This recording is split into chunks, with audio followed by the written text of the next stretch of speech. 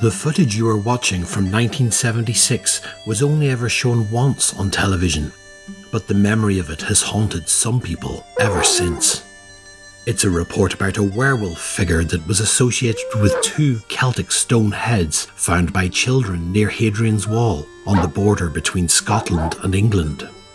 Many of those who were watching the current affairs programme nationwide at tea time on a cold February evening were never quite the same again. The audio was thought to have been lost forever. Was it cursed? Probably not, but deep in the BBC archives we have discovered the original sound from the second half of the report. Keep watching to experience the footage that scared so many people at an impressionable age.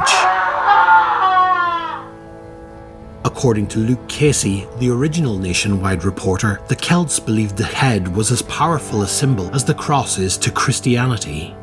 It represented all the great, deep, dark and dreadful things of man's nature. This ghastly deity wasn't just a head, it was a severed head. The Romans employed Celtic mercenaries to man the fortifications and discourage the Scottish drift south.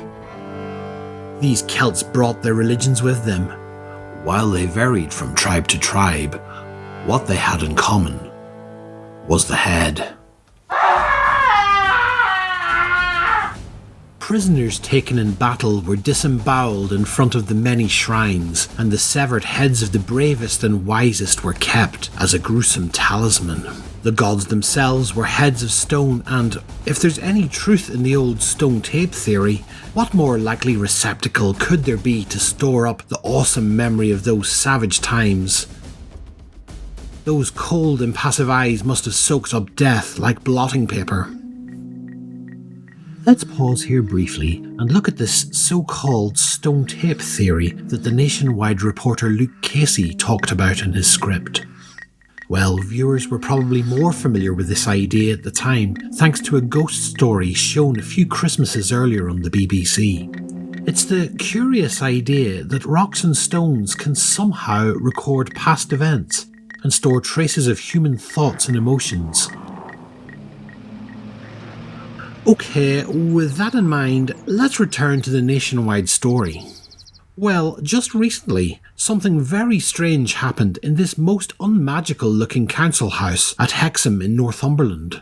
Two stone heads were dug up in the garden in what may very well have been an ancient Celtic shrine. Mrs. Jenny Robson told Nationwide that she'd showed them to the lady next door. A few nights later, there was an awful crash. She heard terrible screams and everyone was woken up. The next morning, her neighbour told her that a horrible thing had come into her bedroom. The lady said one of her children was ill with toothache, so she'd been in the bedroom with her, and this thing entered the room. It was half man, half beast. Of course we laughed, she said, but it sounded so horrible, something like a werewolf. And her husband came running in to see what it was, but this thing had gone down the stairs, and she could hear it, padding as if it was on its hind legs.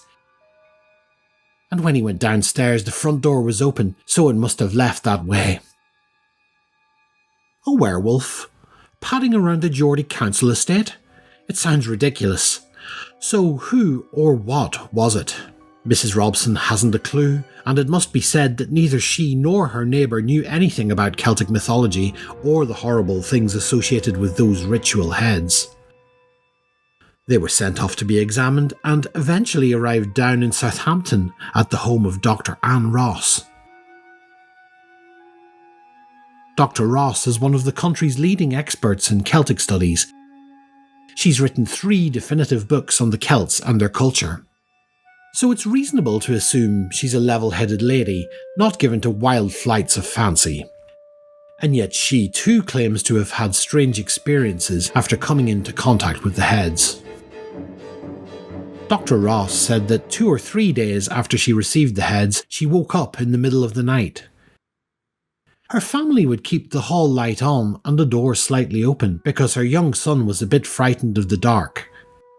So there was always a certain amount of light coming into her bedroom. And she woke up and felt extremely frightened, in fact panic-stricken, and terribly, terribly cold. There was a sort of dreadful atmosphere of icy coldness all around her. and something made her look towards the door.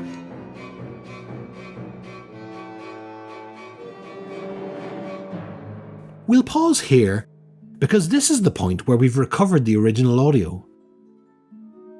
So let's hear Dr. Ann Ross continue her story.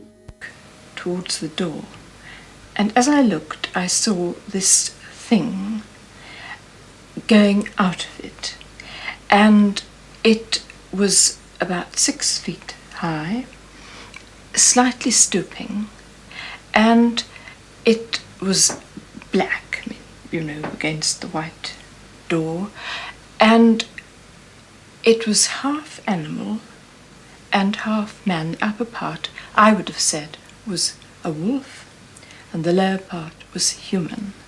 And I would have again said that it was covered with a kind of black or very dark fur. And it went out, and I just saw it clearly, and then it disappeared. And something made me run after it, a thing I wouldn't normally have done, but I felt compelled to run after it. And I got out of bed, and I ran, and I could hear it going down the stairs, and then it disappeared towards the back of the house. And when I got to the bottom of the stairs, I was terrified. Did you see this thing again? A few days after I saw it, we had to go up to London, and our teenage daughter had the key and came home from school at about 4, and we got back from London at about 6. And when we opened the door, she came to it, and she looked extremely pale and terribly shaken. Finally, I got it out of her what had happened, and she had opened the front door with the key, and as she opened it, a black thing, which she described as being as near a werewolf as anything that she could imagine, had leapt halfway down the stairs, had jumped over the banisters, and landed with a kind of plop, like padded heavy animal feet, and it had rushed towards the back of the house, and she had felt compelled to follow it. And it disappeared in the music room right at the end of the corridor, and when she got there, it had gone, and then she realised she was terrified. The day that the heads were removed from the house, everybody, including my husband, said, it's as if a cloud had lifted. And since then, there hasn't been really a trace of it. We saw dozens of Celtic heads in our travels around the country, and none of them would win any prizes in a beauty competition. With something less than enthusiasm, we tried to trace the 2 that were being blamed for all the aggro. We didn't find them.